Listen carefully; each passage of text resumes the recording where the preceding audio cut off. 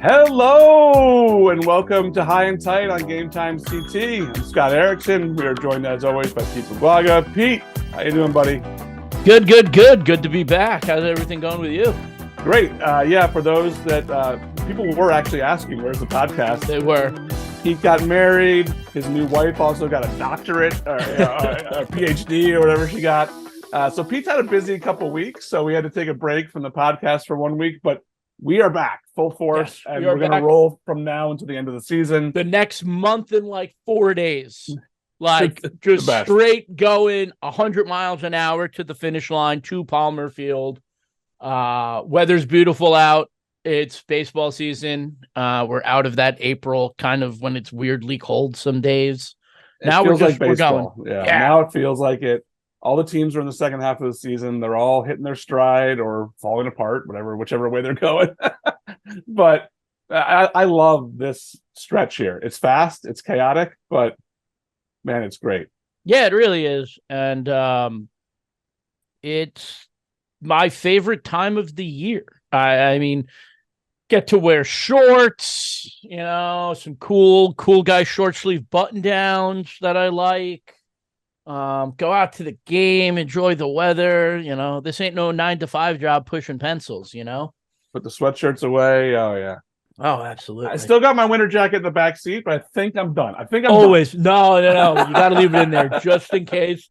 You never know. I still have the hat and gloves in the car, too. Just in case. I was wearing them last week, so. Anything could happen.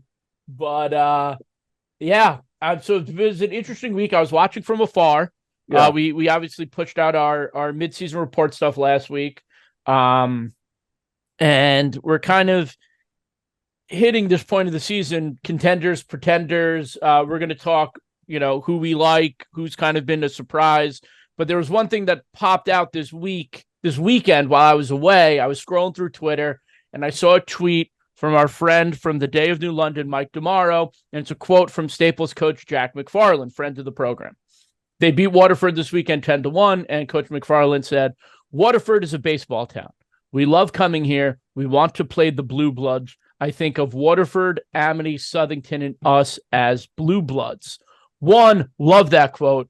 And it piqued an interest in me because those four programs are baseball programs through and through with all the state titles, all the success. Those four programs are going to be there every year competing for state titles. And that raised a question to me, which I said to Scott before the show. Are there other Blue Bloods in this state? I like his list of four, but I don't know. I think there might be more than those four. Scott, are there any programs that are Blue Bloods, and why do you think so? Yeah, I mean, and what separates the difference between those four schools, Waterford, Southington, Amity, and Staples, is Staples actually does carry a pretty good lacrosse program. The other ones don't really have that, so they're not pulling the kids. But if you look historically, now right now, yeah, I would say those four, they're always in contention for state titles. And then it's like, what do you want to talk about? Are we just talking that they win state championships or that they're super competitive every year? Because Cheshire's a baseball town.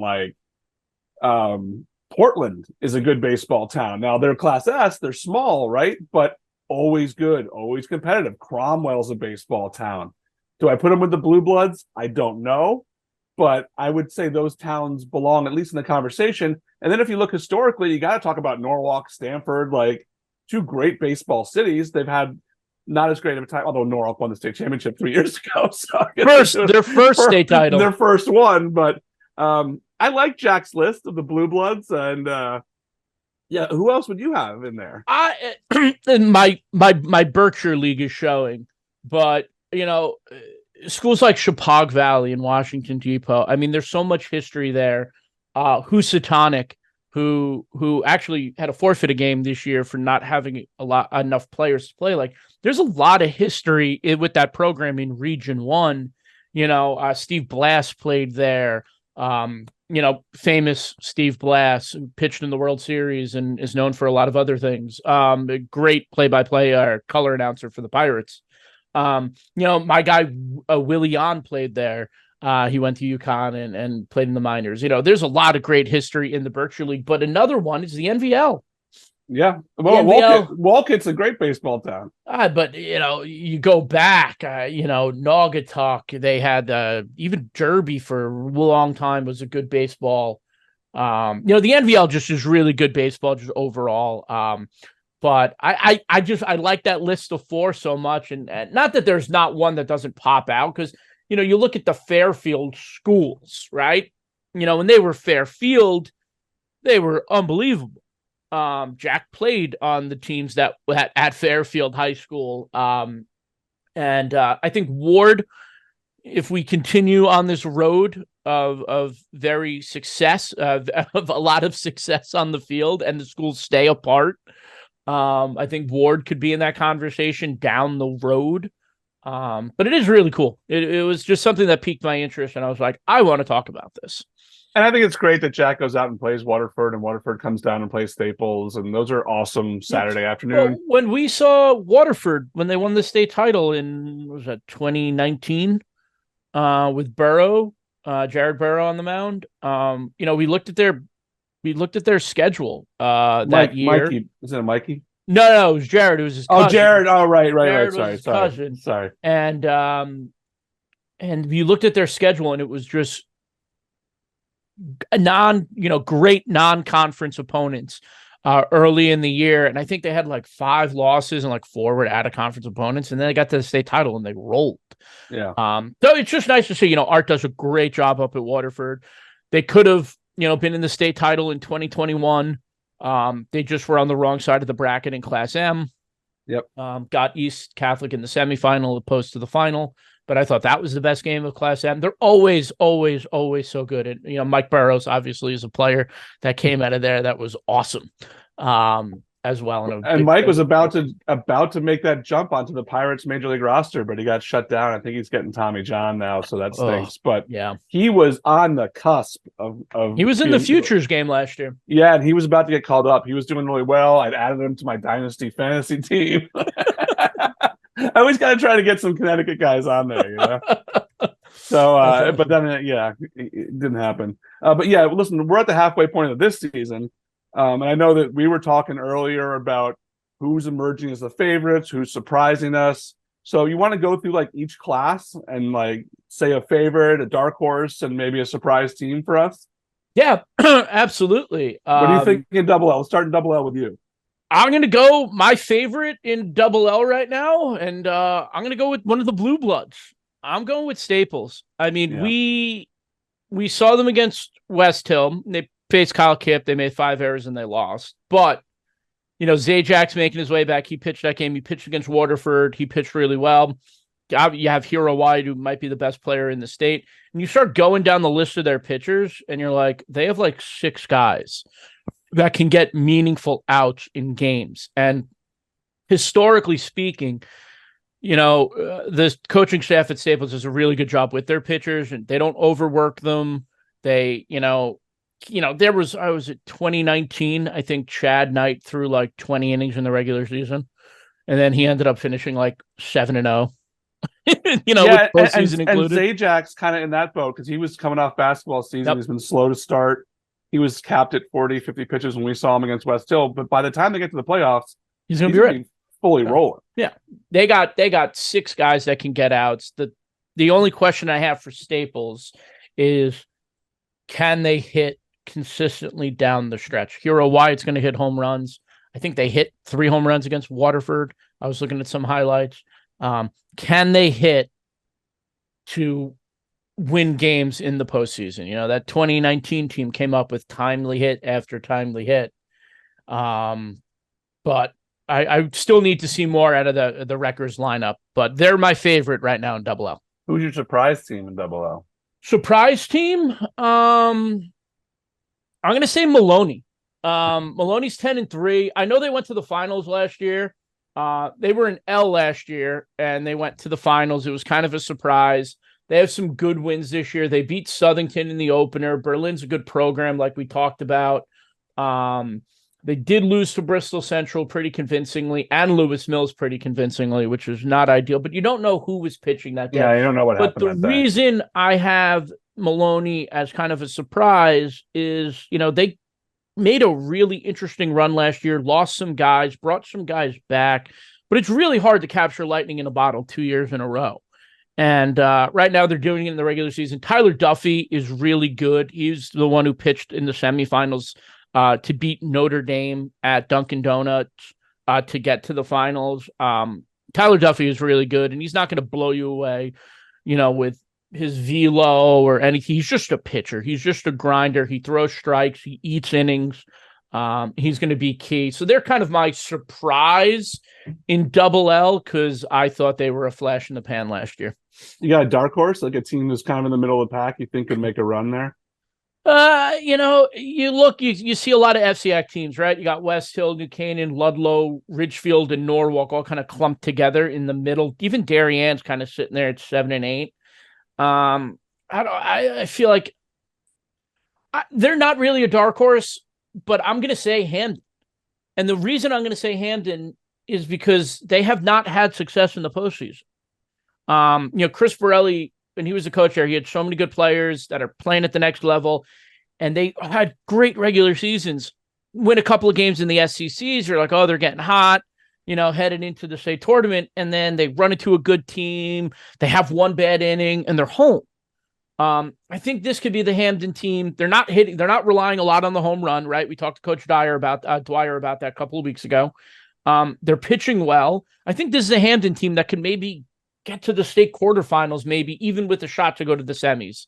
So I guess they're my dark horse just because they haven't had that postseason success recently. I agree with you on Staples and Maloney. Those are my two picks too for the favorite and for the surprise team. My dark horse is Glastonbury. I think Glastonbury is capable of beating anybody. They were in the state quarterfinals last year with the tying runs on base against Ward at Ward. One hit and that game's tied, and maybe Ward doesn't win the state championship. West Hill's played Glastonbury the last 2 times, and West Hill coach Mike Ravelis loves Glastonbury, says they're blue collar. They keep the hard hat in the dugout with them. Like, I really like Glastonbury. I think if someone's going to come out of that middle of the pack, it could be them there. And there's one other team I do want to mention in Double L before we move on, and we're having their coach on the show today. That's Trumbull. Yeah. They're 11-4. They were number 2 in the poll last week. We're recording this before the poll comes out. I never know what to expect from them. They could go 8-12 and they'll be in the state semifinals. They'll go 18-2 and they'll lose in the second round. So Trumbull's here. I don't know which kind of Trumbull team this is yet. Yeah, again, another great baseball town, and just. We'll talk to Phil, but he does a great job. That program is consistent. They're consistently in the FCX playoffs, and they're consistently in the mix in Double L. Like you said, whether they're 8-12 or 18-2, they're always in the mix and always dangerous. Yeah. All right, let's move to L. I'm going to go first, so you don't steal mine. I think the favorite in Class L is Notre Dame West Haven. There's a few other teams you could look at, but Notre Dame West Haven coming out of the SEC. Is really, really strong. They got good pitching with Hunkel. They got a catcher who's, one of the best in the state, and an incredible leader in Milwaukee. Like, I really like Notre Dame West Haven. Obviously, I had voted them number 1. I probably won't this week because they lost a couple of games, but that's life in the SEC. You're not going to win all those games when you're playing Amity and Xavier and everybody every week. My surprise team shouldn't be a surprise. It's Bristol Central. They're undefeated. I understand that they have not played all of the top teams in the CCC, but they're the only undefeated team left in the state. So I'll say deserves a hat tip. Deserves a hat tip. It's not easy. So they're the number 1 seed right now in Class L, and we'll see what happens. My dark horse, I think we might have the same one here. It's going to be Hand. They're down. Like, you have to go down the rankings to look for them. But again, if you look at their schedule, they're playing close games night in and night out. They're beating good teams or losing to the good teams by 1 or 2. And they're going to be so battle-tested coming into the tournament. So they're my dark horse. What do you got in L? Favorite in L, I agree. I think it's Notre Dame West Haven. This is a team that, and I just talked about Maloney going to the L finals. Notre Dame should have went to the L finals last year. There was a really weird call in that game that I thought should have been interference. The throw went away. Maloney scored their only 2 runs of the game and won 2-1. I thought Notre Dame was the better team, and I think that Notre Dame feels the same way. Yeah, I think that Notre Dame would have given Windsor a much better run for their money in the finals, and it would have been a great matchup. But I digress. I think Notre Dame's playing with an edge. Notre Dame, kind of like a Trumbull program, where they'll go 7-13 and they're playing in the state semifinals, and you're like, because they're going to be battle tested and they're winning games this year, so they're kind of my favorite there. Surprise team for me is Guilford. Now, look, they're an SEC team. They're not playing the juggernauts of the SEC. They do have Notre Dame on their schedule. They have Hand, Cheshire, but they're not, they're not playing the Xaviers, the Amities, that kind of stuff. They're playing kind of the smaller schools in the SEC, but Nick Marullo is doing such a great job. And I just wanted to give him a shout out. Every game we get a box score, which you'll become one of my favorite people if you do that week in and week out. And every time I look, I'm like, oh, did they win today? And I look up box score, Guilford won again. They're 13-3. Nick was a great high school athlete in this state at Daniel Hand. Played, minor league ball. I don't want to, age him or anything, but he's a young guy. And he's took his, lumps in the first couple of seasons he was there. And now he's got, the Grizzlies, they're 13-3. Like, they're good, right. School on the water, the shoreline of the SEC. And this is a fun program. And when they were good a couple of years ago, when Brian Hayden was there, was it 2018? Like, they were a really fun team to cover. They had some really good games against Hand that year. You're kind of looking down. They got 4 more games left. And this is they might go 16-4. They might go 17-3 this year. So I think they're definitely a surprise for sure. And a dark horse for me, you mentioned Hand. I'm going to throw North Haven in that mix. North Haven, Coach Romanelli in his first year. They're sitting there at 500. It's North Haven. Let's see if they still have some of that magic left. All right, who do you got in M? Who's your favorite? Favorite in M is, this is tough, but I'm going to go with Woodland. When Michael Belcher's on the mound for Woodland, I think they're the best team in Class M. He beat St. Joe's, who was kind of my other team that I was going to pick. Mm-hmm. I think, Woodland lost in the semifinals 2 years ago, lost in the championship last year. It's like the path to a champion. Right. They have had their ups and downs. Coach Boehner does a good job. But I like Woodland as my favorite. My surprise team is Joel Barlow. They're the defending M champs, but it's high school. The kids graduate and generational players come and go like Matt Scott did. And he's not walking through that door, but here they are. They're 10-5. They beat some good opponents. I really like them as well. The Nielsen brothers. And my dark horse, they're my dark horse every year in Class M, and that's Sheehan. I mean, they are there every single year. I think they've been to the semifinals or the quarterfinals, at least in every one of Coach Lombardozzi's seasons since he took over for Coach Altier. They're just always there. And I expect, they lost to Barlow in the semifinals last year. Like, I expect them to be playing in the semifinals again this year in Class M. Yeah. All right, mine are I'm gonna go St. Joe's. Woodland is great, and when Belcher's on the mound, they are the best team in that class. But over the long haul of a tournament, I do like St. Joe's a little bit more. My surprise team in M is Rocky Hill. Rocky Hill 13-1, sort of got written off at the beginning because their schedule in the beginning was not great, but it's a bad schedule. Fine. You come back, you beat Newington, you beat Windsor. They just lost their first game, up at Doubleday Field in Cooperstown to Newington. They're 13-1. I would say they're my surprise team.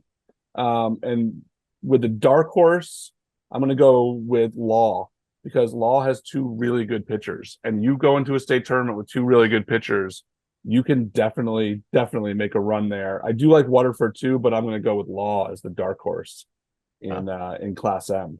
And then let's finish up in Class S. I'm going to go first. My favorite in Class S is HK, Haddam Killingworth, playing really strong baseball out of the shoreline. I know St. Paul is there. I know Coventry's there. I know Immaculate's there. But I really like HK. They just have everything going for them right now, and don't sleep on the Shoreline, especially when you get to the state tournament. Those teams are really, really good, and it's really good baseball. My surprise team is St. Bernard, or St. Bernard, however you want to say it. Bernard. Bernard. Okay. Whatever. 13-1, they're not playing the top tier teams in the ECC, but they've beaten all the teams in front of them. So they have a really good chance here to be the number 1 seed. And if teams have to drive all the way out there, that's an advantage for them. You got to get on a bus and drive all the way out to that school. That's a trip. And then my last team is the Dark Horse. I don't know if they're a dark horse or not, but Valley. Again, Shoreline team, played really strong this season. I think Valley could definitely make a run in this tournament, and they would be my dark horse. They started out slow and have been on fire since then. I think they've won like 7 of their last 8 or something like that. So wow. I really like Valley Regional. All right, Scott, you love the Shoreline just as much as I do. I love HK as the favorites as well. The only thing with HK, they need to get over that hump. They have started out well a lot of years that I've done high school baseball in this state, and they always fall short. Coach Brooks has been coaching forever. He's one of the best guys. He's got a ton of career wins, but they need to get over the hump. Let's go, HK. Surprises, and this is not, so many people are going to get mad at me for this surprise, but it's St. Paul. It's St. Paul.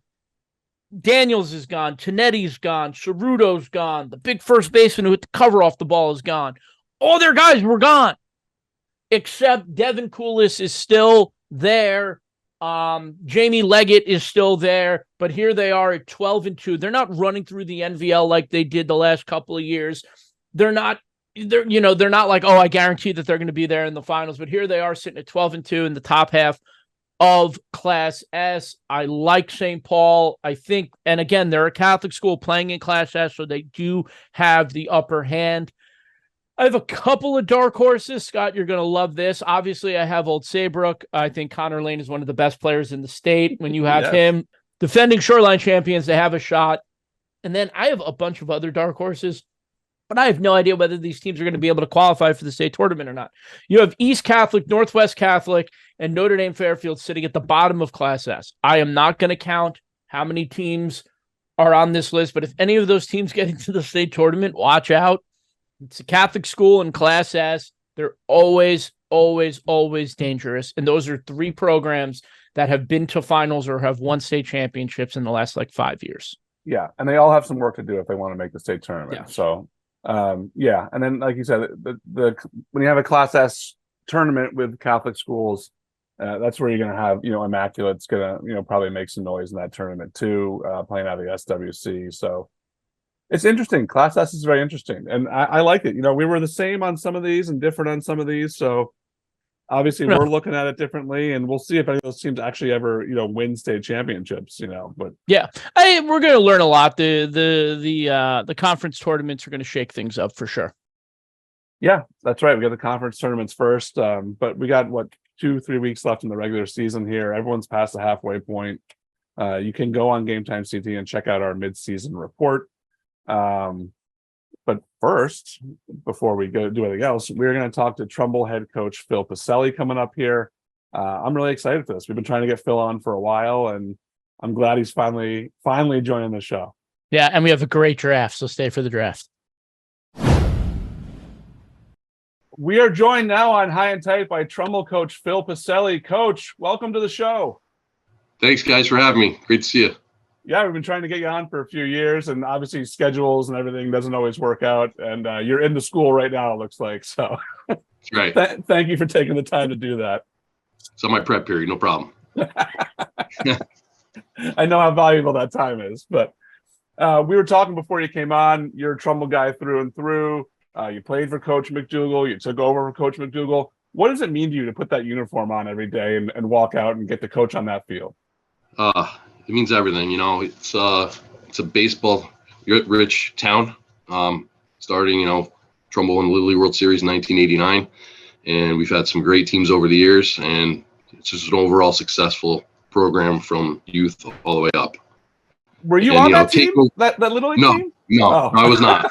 I was 1 year too old, Okay. and I lived on the other side of town. Okay. Friendly with the Kenny Martins, the Chris Drurys of the world. So those are great guys. Well, tell Chris Drury to take it easy on my Islanders. Ever since he's taken over, they're kicking our butt. So yeah, actually, I was invited to Chris Drury's Stanley Cup party. Oh, I love it. Hold on, did you touch it? I hoisted it. No, you got to earn it. You have to earn it, Coach. Nah. He's never going to. I couldn't pass up the opportunity. I covered one of the first things I ever covered was a former Westminster player won the Stanley Cup with Chicago in 2013. I just started to as the paper in Torrington, and I went to cover it, and I was there early, and they were like, "Oh, do you want a picture with it?" And I was like, "No, I'm okay." They're like, "Yeah, you want to hold it?" And I turned to the guy and said, "No, I have to earn it." And I forgot who the player was, but he turned around, he looked at me, he goes, "That's the right answer." I couldn't pass up the opportunity. I would have been like, I can't even skate. I'm touching the trophy. But Coach, I mean, that legacy there, and what did Coach McDougall mean to you, and what was that transition like when you took over for him? It was tough.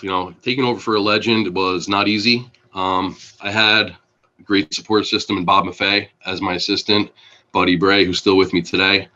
So they kind of looked out for me, protected me, and it wasn't easy taking over for Coach, but he was like a larger than life figure who everybody thought the world of. We miss him dearly, but he was like a second father.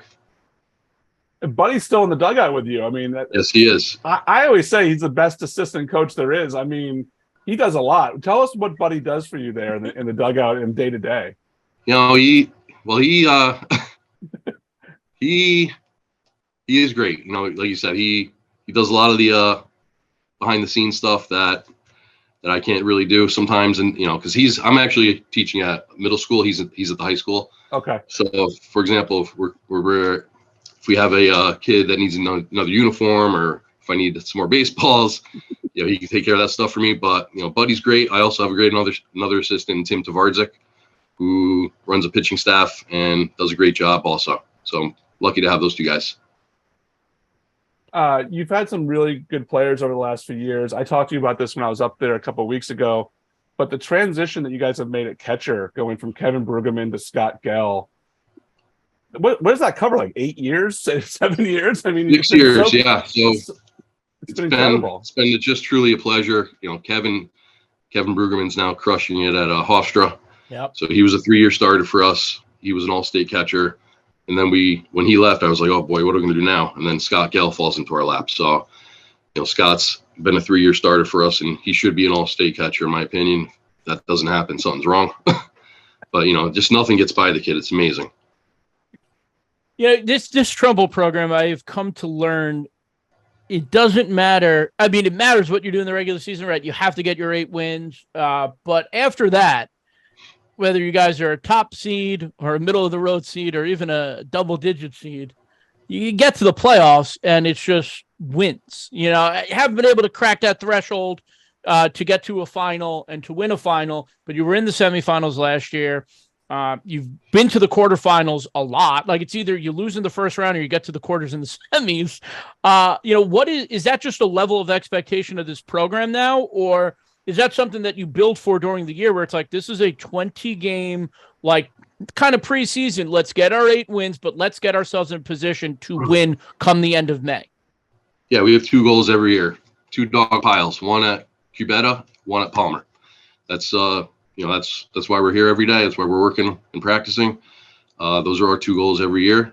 Obviously, some years it's more realistic than others, but that's why we suit up every day. So if you guys get in those dog piles this year, are you going to be jumping over the top, or are you going to be at the bottom? I'll probably just watch the kids do it. I'll be staying inside with my coaches. Oh no, you got to get in there.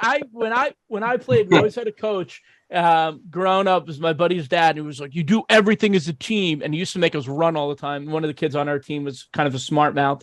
And he goes, Coach, I thought you're a part of the team, right? And he goes, yeah. And he goes, well, then you should be running with us. Coach looked and goes, all right, 3 more laps. But I'm just saying, Coach, you got to get in there, man. All right, maybe I will. I'll think about it. It has to happen first, obviously. Of course. It has to be at Palmer. Then you have the off season to recover from what.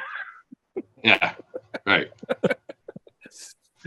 You've talked about that consistency and being a baseball town. Are you just getting kids in every year where you're having good kids that fit the program? I mean, obviously you're not going out and grabbing kids like other schools.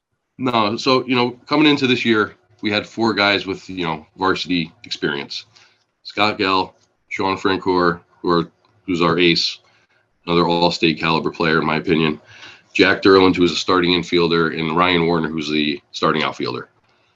After that, we had a lot of holes to fill, and they've been filled nicely to this point. If you look at our non-league schedule, people were calling me crazy.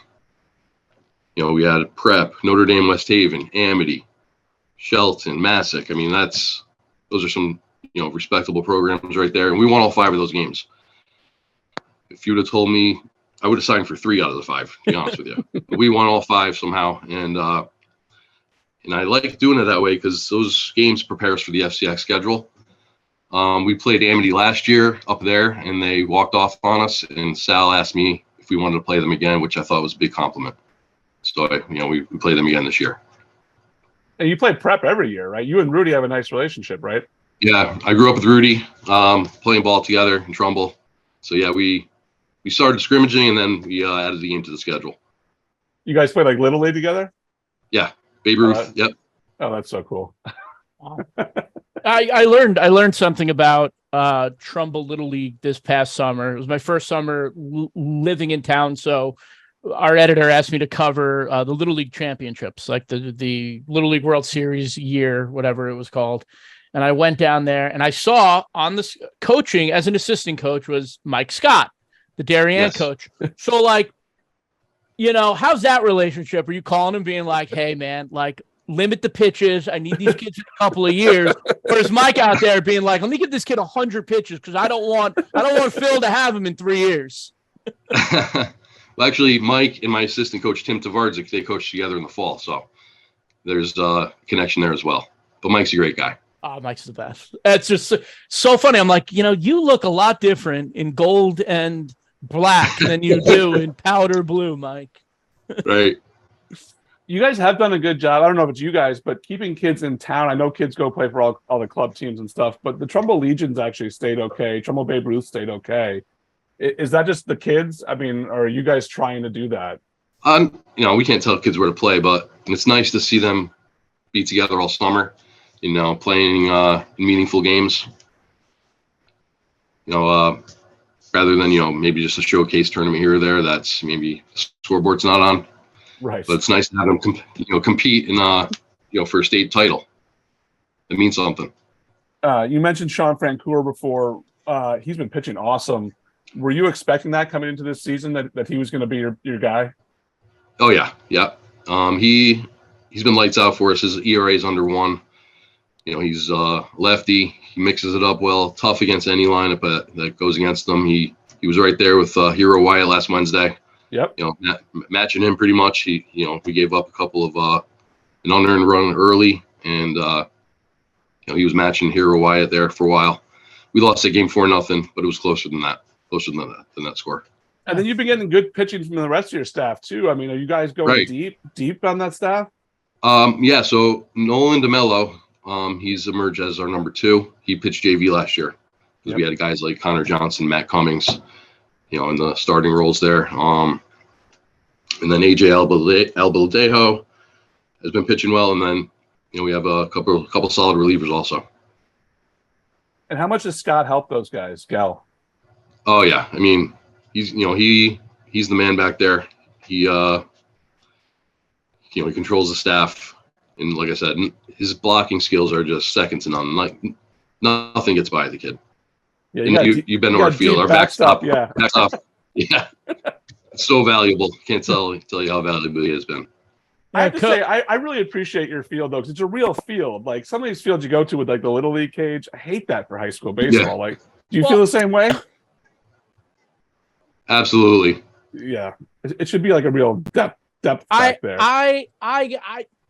When we were there for the Amity game, I went over to the softball game to start because I think they were starting like 15 minutes earlier. So I was like, oh, let me get some photos of the softball game. They were playing Danbury.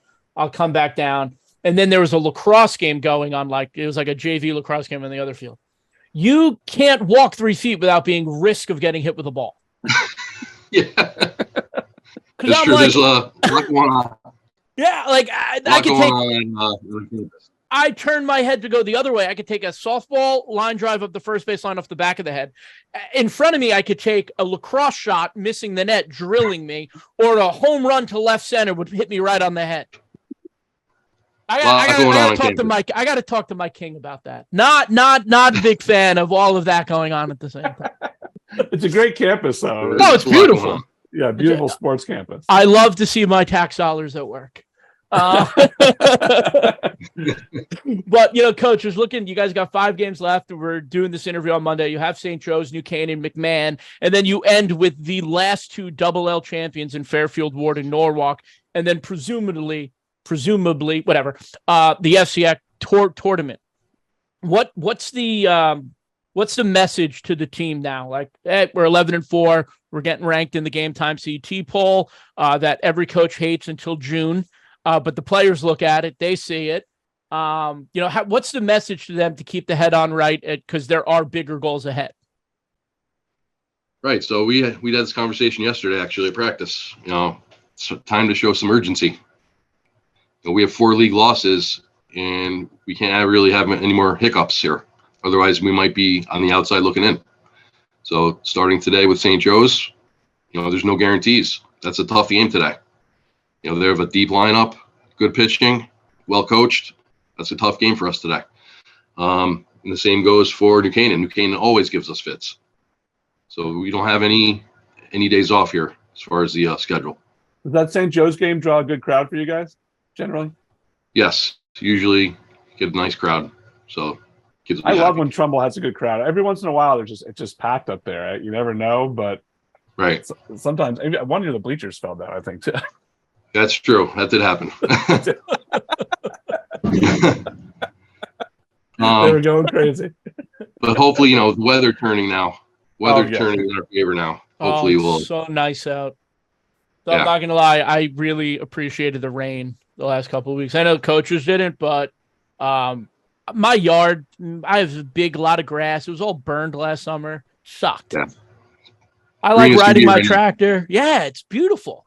Got on my tractor yesterday, zipped around a little bit. It was nice. But we'll save all the rain for June, for after June. After June. Well, all of us, our coaches, we have to kind of strategically plan when we cut the grass. Because our nights are late, and then if it rains on the weekend, you got to pick a night to get that done. You guys cut your own grass? If you need a guy, I can come mow the field. No, not our field. Oh, yeah, because you can't do it too early. You got the neighbors. I feel you. You're playing Danbury. You want it real short so they can't bunt on you. Yeah. One of those teams used to put Harden in front of the plate so that the bunts and the chops would hit real hard. I love groundskeeping manipulation stuff in baseball. Oh, there is one thing though. I don't know who does the scoreboard for the baseball games. I'm sure he's a very nice person, but he only updates them after the inning's over. And if you're not doing a book, it gets super confusing. Yeah. I'll talk to him about that. All right. All right. So we're going to do our draft now. Coach, we emailed you and Scott about it yesterday. You emailed me right back saying, I get the first pick, right? Yes, you do. Because it's a draft, but it's also a limited draft. We're doing a draft of the top positions in baseball. There are only 9 positions in baseball. There are 9 picks in this draft, which means that we are going to be kind of limited in what we can select, 1 through 9. on the field. So only one pitcher. You can't go relief and starter. Pitcher, catcher, first, second, third, short. The 3 outfield spots, left, center, and right. So we're kind of limited here. I thought it'd be really fun because I was looking for something with only 9 things. I listened to a podcast once. 5 people, 5 picks. They did the draft of the best letters, and 1 letter got left off. And I was like, this is so fun. So we're totally going to do this now. Coach, you're going to get the first pick. Scott, you have the second pick. I get 3rd and 4th. Scott has 5th. Coach has 6th and 7th. Scott has 8th. And I have the final pick. Snake draft. So, Coach, whenever you're ready, first overall pick in the top baseball positions draft. All right. So every January, I go to the Mohegan Sun Baseball Coaches Convention. Jim Penders from UConn is always up there presenting each year. He always says, the point of home plate is pointing at the most important person on the field. So I will take catcher. Yeah, that was our pick too. that was my pick. There's no question that's the best position. No question. Oh, I thought that might fall to me. I thought it might fall to me. It wasn't getting past me, Pete. So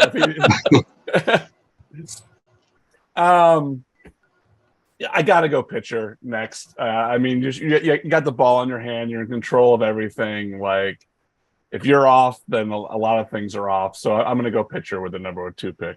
Ooh, this leaves me with back-to-back picks of the 2 swaggiest positions in all of baseball. And I'm so happy to have both of them. As a former catcher, and I loved catching, there is nothing I wanted to do more than to be a shortstop.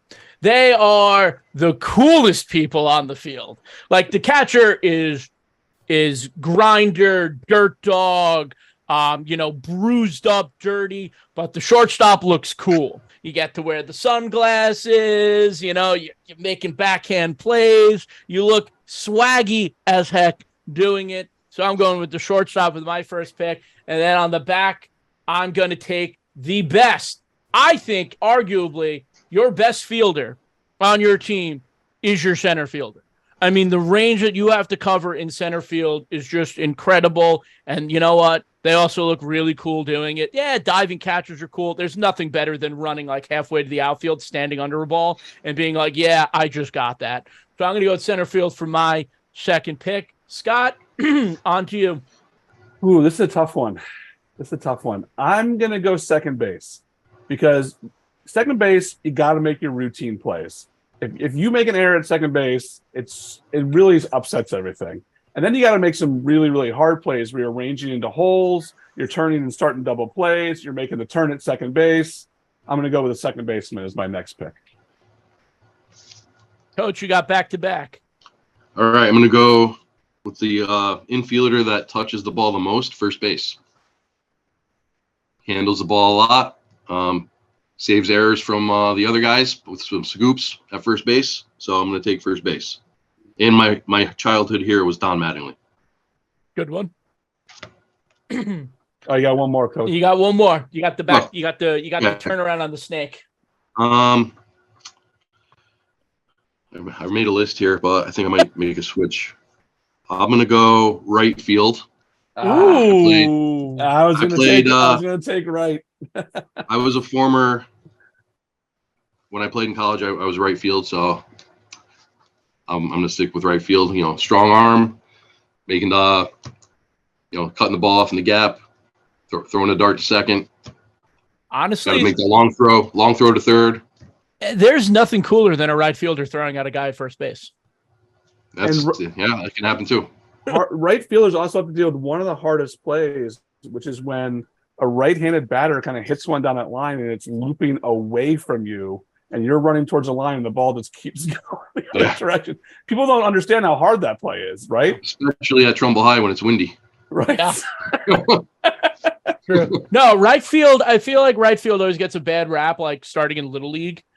And then, like, when you get to high school, it's like, no, you want to play right field. In college, you want to play right field. I mean, the guy on the A's the other day threw that one from the corner of the outfield to third. Yeah. Some of the best throws ever have come from right field to third base. I mean, that's a really hard throw. Yeah, you see like over the years, like Roberto Clemente or Ichiro, you can see those highlight films of just an absolute cannon. As someone who I play right field now on my softball team, I love it when we have the first base dugout too. So it's only like a 3-step walk in till I get to sit down. That's very important, Peter. Well, I could be one of the first guys in there to high five everybody. Very, very good. All right, I'm going to go with third base then. Third base is open. You got. That's what I was going to do, but right. I like right field. I was going to take right field. So third base, you got to be like a cat over there. You got to be able to just field shots, and then again the hot corner. You got to be able to. It's like the ball gets on top of that kid on more than anyone. Then you got to be able to charge. You got to be able to field bunts. Third base is tough. The bare hand slow roller. And also if you're on the third base dugout, you are the first one back in the dugout. And you get to congratulate him. So for Pete, I know he would like the third base. So I played third base and catcher in high school. So you just wanted the shortest walk back to the dugout. That's why I didn't play that much. That's why in my draft I got to pick all the things up the middle because I never got to do those. I honestly thought third base would go early. I love third base. I thought third base would go so much earlier. It's such the reaction, the plays that you have to make, like we talked about Clemente and Ichiro and Vlad, like, some of the plays that like Manny Machado or Josh Donaldson have made over the years, like Donaldson, especially in Oakland, right? You got 100 feet till foul ground. Oh yeah. I mean, it's incredible. It's incredible. So I guess with the last pick, because it's the last one there, I'm going to take left field. You know what? I get a really good center fielder and a really good left fielder. I don't need a right fielder. And the left fielders always have the power bats. Yeah, it's a big bat. So big bat in the lineup, but I'm going to go with left field. I love that draft. That was so much fun. It was like intense. Who's going to fall to me? Well, listen, Coach, this was really fun. Thank you for taking the time out of the day to do this. I know we got you just in your free period there, so we appreciate you giving up that time during the day, and we expect to see you later in the season, either in the FCX or the States. Great, guys. Thanks for having me. I really appreciate the opportunity, and thanks for all you do for high school sports. Thanks, Coach. Appreciate it. All right, Trumbull coach Phil Pacelli. That was great.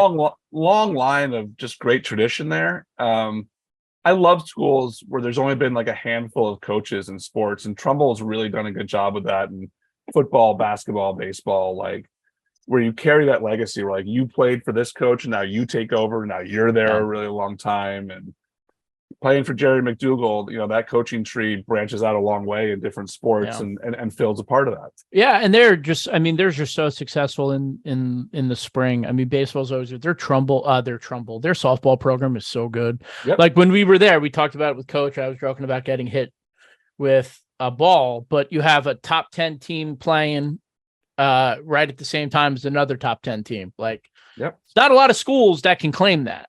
No, and they do it season in and season out. Their girls and boys basketball programs are always strong. Yeah. Their football programs strong. Their boys and girls soccer programs are always strong. Like, that's why I moved to Trumbull. Because of all the and it's been like that for a while. Mike King is the AD there now, but there were ADs there before him, and it's a great sports town that supports these teams through and through, and kids that really take a lot of pride in putting on that black and gold and playing for their hometown. We just got to fix the scoreboard issue. I did not like that. Was very annoying during the Amity game. I'm like, Staples, I'm counting on my hand. I'm like, how many runs did Amity score? I'm like, I think they have 7. I look up at 6 after the inning. I'm like, I didn't have my book. So yeah, that's where Game Changer does help. You can go sneak a peek, but yeah, you like that scoreboard to be updated as the inning's going on, and not just like surprise you at the end. Like, oh, they got 5. Oh, great. Yeah. Takes away from it. But Phil's a great guy. Trumbull's a great baseball program. And he's our first FCIAC coach this year, too. A little surprising we haven't gotten to an FCIAC guy this year. But we've had a lot of them on over the years.